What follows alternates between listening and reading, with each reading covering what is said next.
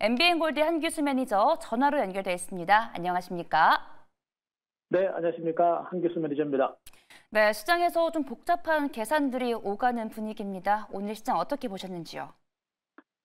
네, 코스피 지수 3,000포인트 달성에 대한 기대감을 이제 잠깐 뒤로 미는 그런 하락세가 나타난 것 같습니다.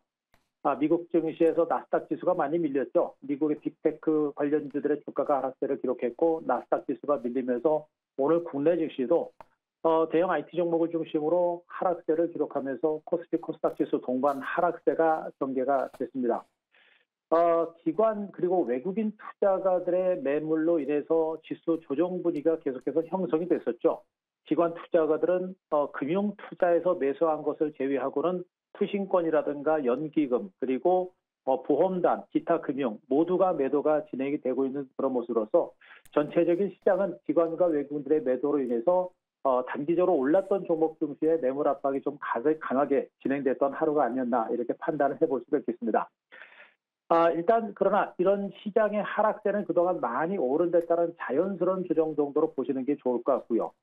미국의 금리 인하 가능성이 높아졌고 우리나라도 미국이 금리 인하를 하게 되면 대체로 10월부터 금리 인하 가능성이 높아지고 있는 그런 상태이기 때문에 현재 주가 조정 장세는 추세적인 하락세는 아닐 걸로 일단은 판단이 되고 있습니다. 그렇기 때문에 다음 주 정도 선에서는 전체적인 증권시장의 하락 장세가 곧바로 진정이 될 것으로 예상이 되고 있고요. 다만 현재 증권시장은 곧바로 재상승에 나서기보다는 혼잡의 기간 조정이 좀 더 진행될 가능성이 높습니다. 금리 인하 기대감이 이미 주가에 반영이 됐기 때문에 앞으로 실질적으로 금리 인하를 단행하는지 여부를 지켜보는 그런 관망세가 미국 증시에서 나타날 가능성이 높기 때문에 다음 주 증시는 하락세는 멈추더라도 상승보다는 혼잡의 기간 조정 가능성이 크다는 점에 포커스를 맞추시고 시장을 보시는 게 좋을 것 같습니다. 네, 단기적인 기간 조정 가능성을 말씀을 해주셨는데 그렇다면 저희 다음 주는 어떻게 투자 전략을 좀 잡아보는 게 좋을까요? 네, 다음 주 시장에 대한 투자 전략은 우리 시청자 여러분들이 좀 더 조심스럽게 접근 전략을 단행하시되 다음 주부터는 우리가 개인 투자가들이 좀 더 수익을 내기가 좀 수월한 장세가 전개가 될 것으로 예상이 되고 있습니다. 그동안은 외국인 주도의 일부 대형주 증시의 강세장이 진행되다 보니까 수익을 내기가 참 어렵습니다만 다음 주부터는 지수 혼조 장세가 유출되기 때문에 지수와 연관된 대형주들보다는요, 오히려 상대적으로 못 올랐거나 소외됐던 중소형주 그리고 종목 장세가 이어질 것으로 보고 있기 때문에 그 종목 장세에 대해서 좀 더 적극적으로 대처를 하실 필요가 있을 것으로 판단이 되고 있습니다. 다만 종목별로 볼 때도 단기간에 많이 올랐던 종목들은 우리가 좀 경계를 좀 하시는 게 좋겠죠. 대형주들 중에서도 일부 반도체라든가 자동차라든가 은행주라든가 그리고 이제 전력기기 중소형주들이겠죠. 그리고 화장품이라든가 이렇게 단기간에 올랐던 종목군들에 대해서는 약간의 경기감과 더불어서 단기 트레이딩 전략을 단행하시면 좋겠고, 자 그동안 상대적으로 소외됐던 종목들이겠죠. 대표적인 종목들이 2차전지 관련주가 될 수가 있겠고요. 그리고 모멘텀이 있는 종목군들 그리고 일부 바이오 제약주들이 있겠죠. 이런 종목군들의 개별적인 모멘텀이 좀 있는 그런 장세이기 때문에 개별주 맥락에서 종목군들을 접근하시고 장기간 동안 소외됐지만 그러나 성장성이 큰 2차전지 관련 주들을 중심으로 관심을 갖는 이런 전략이 좀 필요한 위치가 아닌가 이렇게 판단하고 있습니다. 네, 종목 장세에 대한 대비가 있어야 하기에 이슈들을 잘 선별해서 접근하셔야 될 것 같습니다. 그렇다면 저희 종목 리뷰는 어떤 종목부터 가볼까요? 네, 삼성전자를 일단 먼저 봐야 될 것 같습니다. 오늘 삼성전자가 3.6% 하락세가 나타났죠. 외국인들이 360만 주 매도가 진행되면서 주가가 밀렸는데요. 삼성전자의 주가 하락세는 역시 미국의 빅테크 기업들의 하락세가 일단 영향을 준 것으로 일단은 판단이 되고 있습니다만, 삼성전자의 향후 실적 그리고 성장 가치는 변한 건 없습니다. 엔비디아의 퀄 테스트만 통과하게 되면 오히려 주가는 급반등이 나올 수 있는데 엔비디아의 퀄 테스트 통과 얘기가 아직 안 나오고 있어서 주가는 아직도 눌리고 있고 출렁거리는 과정들이 전개되고 있습니다. 삼성전자의 실적 호전이라는 재료는 분명히 살아있고 또 실적 호전이라는 재료는 그러나 주가에 반영이 됐습니다. 그래서 앞으로 가장 중요한 것은 엔비디아의 퀄 테스트 통과가 가장 중요한 모멘텀이 될 것이고요. 퀄 테스트만 통과하게 되면 주가의 상승세가 좀 더 강하게 나올 수 있습니다. 그래서 굳이 삼성전자는 단기적인 트렌딩 관점보다는 중장기 관점에서 보유하시는 전략이 좀 맞지 않을까라는 판단이겠고 중장기적으로 저가 매수를 한다고 한다면 월요일 정도, 화요일 정도 추가적인 하락세가 나올 때는 아직까지는 저가 매수 해볼 만한 중장기 유망 종목으로 계속해서 보시는 게 좋을 것 같습니다. 다음에 조선주 중에 이제 삼성중공업을 한 점 보도록 하겠습니다. 말씀드렸던 한국조선해양이라든가 현대미포조선, 하나오션 모두가 약보합 정도 선에서 마감이 되면서 견조한 모습이 나타났고요.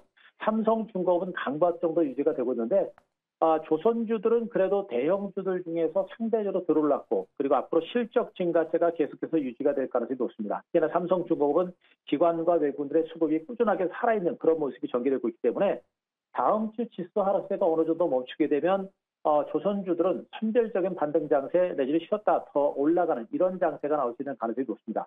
대형주들 중에 유일하게 제가 긍정적으로 말씀드리고 있는 섹터들이기 때문에 조선주들에 대해서는 아직은요 단기적인 등락에 너무 개의치 말고 좀 더 중기적으로는 긍정적인 시각을 유지하시는 게 바람직할 것으로 판단이 되고 있습니다. 마지막으로 한 종목만 더 보게 되면요. 포스코 퓨처엠을 보도록 하겠습니다. 2차 전지 관련주들을 여러분께 말씀드리고 있는데, 포스코 퓨처엠은 오늘도 강세를 기록하면서 연 이틀째 반등세가 나타났고요. 그리고 삼성 SDI라든가 일부 이제 2차 전지 관련주들은 오늘 소폭 강박과 약박으로 혼주 장세를 기록했습니다만, 전체로 지수가 조정을 보이는 장세 속에서 상당히 견조한 모습이 전개되고 있습니다. 아직까지 탄력적인 반등 신호라든가 강력한 호재는 없습니다. 하지만 하반기 이후에 2차 전지 종목들은 금리 인하라고 하는 그런 모멘텀들이 분명히 부각이 되기 때문에 2차 전지주들의 반격 가능성은 높고요. 2차 전지보다 안전하고 2차 전지보다 지금 당장 기대 수익률이 큰 종목들은 별로 없다는 측면을 보게 되면 포스코 퓨처엠을 선두로 해서 말씀드리고 있는 삼성 SDI, LG에너지솔루션 같은 이런 2차 전지 관련주들에 대해서는 우리가 중장기적인 관점에서 매집 전략은 계속해서 유지를 하셔도 될 것 같습니다. 따라서 답답하고 지루하지만 그러나 2차 전지는 지금 우리가 유망 종목군들을 중심으로 매집을 해 들어가는 그런 구간이니까 포스코 퓨처엠을 선두로 해서 삼성 SDI 같은 2차 전지 관련주에 대한 매집 전략은 여전히 유효하다. 이렇게 정리드리겠습니다. 네, 삼성전지, 조선, 2차 전지에 대한 긍정적인 전망 제시해 주셨습니다. 그럼 저희 다음 주에는 좀 어떤 종목을 관심 있게 보면 좋을까요? 네, 다음 주에는요, 그동안 여러분께 조선주들과 2차 전지 관련주들을 말씀드렸고, 또 방금도 이제 2차 전지 관련주에 대한 중요성에 대해서 충분히 말씀드렸으니까 2차 전지를 보시면서, 다음 주에는 제약주 중에 S바이오메딕스라는 종목을 한번 말씀을 드리도록 하겠습니다. 바이오 제약주들이 굉장히 변동성의 큰 흐름들이 계속해서 진행이 되는 와중에 개별적인 신약 개발 능력이 있는 종목들은 꾸준하게 상승세가 연출되는 그런 모습이 나오고 있죠. 이 S바이오메딕스라고 하는 이 종목도 이 줄기세포 치료제를 개발하고 제조하는 그런 업체입니다. 그랬던 업체인데 이 회사가 이 줄기세포 치료제를 바탕으로 해가지고 파킨슨병 치료제 개발에 나서고 있습니다. 파킨슨병 치료제 TD-ADA9라는 그런 제품을 개발 중에 있는데요. 이 파킨슨병 완치를 기대할 수 있는 그런 대표적인 치료제로 지금 부각이 되고 있을 정도입니다.